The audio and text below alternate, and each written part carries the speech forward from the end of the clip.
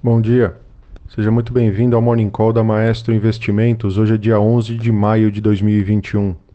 Seguem as principais notícias e indicadores para começar o dia bem informado. E a sessão é de queda para as principais bolsas mundiais nesta terça-feira, dia 11, com os temores de alta de inflação nos Estados Unidos voltando ao radar à medida que se aproxima a divulgação dos dados de inflação do país, na próxima quarta-feira. Papéis de ações de tecnologia são especialmente afetados.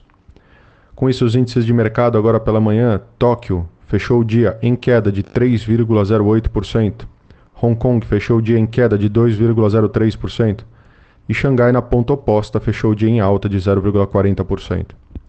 Londres, nesse momento, cai 2,21%, Paris, nesse momento, cai 2,14% e Frankfurt também segue na mesma linha, uma queda de 2,40% nesse momento. Nas Américas, os futuros de Dow Jones têm queda de 0,46% agora pela manhã. Os futuros de S&P 500 têm queda de 0,79% agora pela manhã. E os futuros de Nasdaq também seguem com uma queda um pouco mais expressiva de 1,41% nesse momento. Na agenda hoje, vamos ficar de olho aí na ata do Copom aqui no Brasil, daqui a pouquinho, às 8 horas da manhã. No destaque internacional, no noticiário, na China foram divulgados os dados de inflação referentes a abril. A inflação variou 0,9% positivo na comparação ano contra ano, sendo que o estimado era uma alta de 1%. E a inflação ao produtor subiu 6,8% na comparação ano contra ano, sendo que a estimativa era uma alta de 6,5%. Ritmo de alta aí visto em 2017, tá? Na zona do euro, o índice ZIL Survey de expectativas saltou 66,3 pontos em abril para 84 pontos em maio, uma alta expressiva, no maior patamar registrado em mais de 20 anos. Na Alemanha, o ZIL de situação atual passou de 48,8 negativo para 40,1 negativo, sendo que a estimativa era 41,6 negativo, enquanto da expectativa também foi a máxima desde o início do ano 2000. Na Itália, a produção industrial caiu 0,1% em março na comparação mês contra mês, ante a expectativa de crescimento de 0,4%. Então esses são os dados aí que saíram nessa madrugada. Nos Estados Unidos, o oleoduto entre o Texas e Nova York continua paralisado aí por ações de hackers, com postos de gasolina já registrando falta de combustíveis. A companhia espera restaurar a operação integral no final de semana. No destaque local, no Brasil, o Diário Oficial efetiva trocas no Ministério da Economia, com Jefferson Bittencourt no Tesouro e Bruno Funchal no lugar de Valdeir Rodrigues, como secretário especial da Fazenda, além de mudanças na Secretaria de Assuntos Econômicos.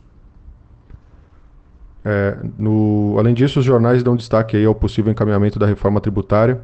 Após a dissolução da comissão especial que discutiu o tema, Arthur Lira segue trabalhando para fatiar a reforma tributária em 3 ou 4 etapas. Tá? O próximo passo, segundo ele, serão discutidos em conjunto com o presidente do Senado, Rodrigo Pacheco. Já sem prerrogativas formais, os membros da comissão mista da reforma tributária convocaram a sessão para amanhã com o intuito de votar o relatório final dessa matéria. Segundo a Folha, Lira defende a votação da reforma administrativa na Câmara até julho, mas esbarra em um cronograma apertado e em resistências corporativas vindas da própria base governista. Pela sensibilidade do tema, caso não seja suficientemente rápido, o trâmite poderia ser empurrado para depois das eleições presidenciais. Além disso, o Ministério da Economia tem trabalhado para evitar mais medidas que busquem a postergação no pagamento de impostos, tal como realizado no ano passado. Mesmo um novo refis, pauta defendida pelo presidente do Senado, Rodrigo Pacheco, e setores do empresariado, é visto com recusa pela pasta.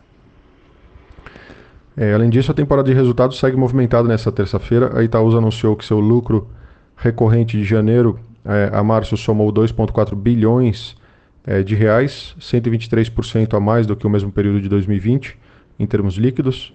O lucro de 2,2 bilhões foi 118% maior do que um ano antes.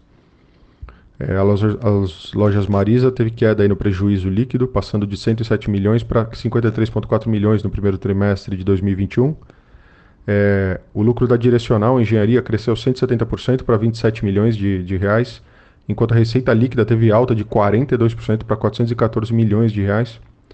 Já o prejuízo da Mitre teve alta de 82,2% no primeiro trimestre para 11,7 milhões de reais e a receita líquida subiu 77,2% para 85 milhões.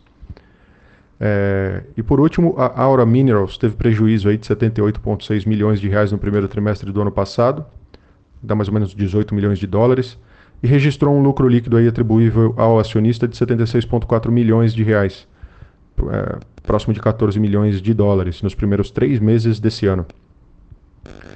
E concluindo aí, o lucro da Blau Farmacêutica mais do que dobrou na comparação anual, indo de 31 milhões de reais para 86,1 milhões de reais. Então por hoje é só. Bom dia, um abraço e bons negócios.